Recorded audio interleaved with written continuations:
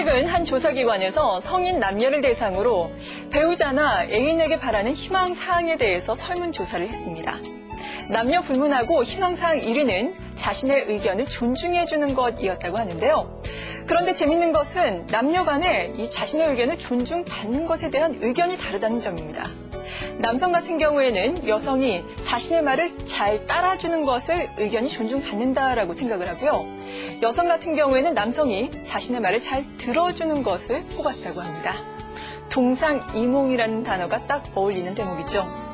그런데 이런 생각의 차이는 남녀 사이에만 있는 건 아닙니다. 직장 상사와 부하 직원 간에, 친구들 사이에, 혹은 부모와 자녀 사이에도 이 생각의 깊이는 다르고요. 그리고 서로에 대한 기대치는 다릅니다. 이런 기대치가 달라지다 보면요, 아무리 의견 교환을 하고 이야기를 나눈다고 하더라도 서로의 갈등의 골은 깊어질 수도 있는 거죠. TV평생대학 이번 주에는 행복한 인간관계에 도움이 될 충고와 말씀들 들어보고 있습니다. 최성의 인간관계 기술로 꾸며가고 있는데요.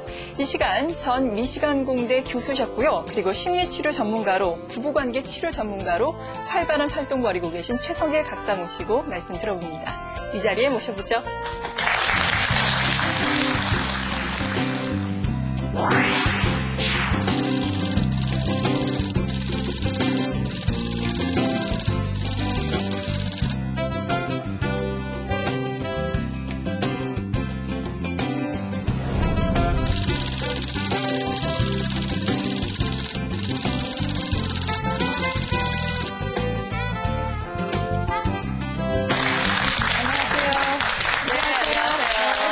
네, 먼저 질문을 좀 드리겠는데요. 네. 인간관계를 가장 먼저 배우는 곳이 가정이 될 텐데요. 가정에서 배운 인간관계가 혹시 사회생활을 하는 데나 혹은 친구를 사귀는데 어떤 영향을 미치게 되는 건가요? 지대한 영향을 미치게 되죠. 어떤 영향을 미치냐면 그 아이들은 아직 두뇌가 그 뇌세포가 있어도 그 회로가 연결이 되어 있지 않은 상태거든요. 근데 그것이 경험을 통해서 연결이 됩니다. 그러니까 그 예를 들어서 그 엄마가 이제 아기가 울었을 때 엄마가 이렇게 다가가면서 아유 배가 고프구나 하고 이렇게 가면 그 배가 고픈 거와 엄마 목소리와 엄마 얼굴과 그다음에 따스한 그 우유, 젖 그런 거하고가 이렇게 연결이 서로 되거든요. 시각, 청각, 후각, 촉각에 뇌 회로가 생기게 돼요. 그런데 만약에 요즘 왜 산후조리원도 있고 막 그렇잖아요. 그 여러 명을 한꺼번에 키우다 보면 아기가 이제 눈을 떴는데 아무도 안 나타나요. 배가 고픈데. 그래서 다시 이제 쿨쿨 자는데 갑자기 누가 와서 막 먹이는 거예요. 그러면 얘는 먹고 싶지도 않은데도 먹어야 된다든지 울었는데 아무 일도 벌어지지 않았다. 혹은 누가 와서 찰싹 때리고 화를 내더라 하면 얘는 배가 고픈 거와 그다음에 고통스러운 거와 엄마의 화난 얼굴과 혹은 그런 거랑 연결이 되면서 자기 표현을 잘 못하거나 아니면은 자기가 어떤 욕구가 있을 때 그냥 조금만 표현을 하면 안 되고 막 울어야 돼요. 크게 막 울어야지 무슨 일이 벌어진다 생각하면 그렇게 또 회로가 연결이 되거든요. 그러니까 한편으로는 매우 충동적이고 공격적이거나 한편으로는 매우 위축되거나 소극적이 될 수가 있죠. 근데 그런 것이 나중에 컸을 때 유치원 가고 학교 가고 사회생활에도 당연히 영향을 받고 또 우리가 같은 일을 겪어도 우리가 어떤 데 상처를 받느냐, 어떤 기분이 드느냐, 그다음에 거기에 어떤 반응을 하느냐 이런 것이 사실은 그 맨 처음에 뇌가 회로가 형성될 때 많은 영향을 받아요. 근데 이제 좋은 점은 뭐냐 하면 그렇게 잘못 형성이 됐다 혹시 하더라도 뇌는 굉장히 변형을 할 수가 있어요. 회로를 다시 만들 수가 있어요. 우리가 도로공사 다시 하듯이 길을 다시 뚫을 수도 있잖아요. 그래서 이제 그런 것이 바로 심리치료고 관계치료입니다. 그러니까 희망은 또 있죠. 네, 그러네요. 정말 영아기 때부터 시작된 가정에서 행복한 관계가 결국에는 사회생활을 하는 데에도 지대한 영향을 미치게 되는 거네요. 그렇죠. 네, 이 가정이 가장 기본적인 학습 공간이 된다라는 말씀이신데요. 오늘은 또 인간관계 기술에 대해서 말씀을 해주실 예정이라고 들었거든요. 네, 오늘은 관계의 달인이 되는 방법을 가르쳐 드릴 텐데요. 그 관계의 달인들은 도대체 어떻게 해서 이렇게 관계가 돈독한가 그것을 이제 과학적으로 체계적으로 연구한 방법들을 하나하나 체계적으로 제가 가르쳐 드리겠습니다. 네, 오늘 이 시간 시청자 여러분들도 함께 해보시면서 관계의 달인이 돼보시죠. 일단 우리가 이제 뭐 공자님 말씀도 그렇지만 그 태초에 그러니까 관계의 시작은 되게 이제 남자와 여자 또 가정을 이루고 아이를 낳고 이러면서 이제 관계가 형성이 되잖아요. 그런데 그 관계를 우리가 과학적으로 한번 생각해 보셨어요? 내가 이 결혼 앞으로 5년 안에 몇 % 정확도로 내가 이혼할 것이다. 아니면 내가 50년 동안 혹은 뭐 죽을 때까지 해로할 확률이 얼마나 된다. 이런 거 우리 알고 하세요? 모르시죠? 모르고 또 설사 살고 있는 중간에 굉장히 힘들다 하더라도 정확히 무엇 때문에 이 관계가 힘든지, 그다음에 관계를 좋게 하려면 어떻게 해야 되는지 우리가 사실 잘 모르고 매번 각자 시행착오를 하게 되잖아요.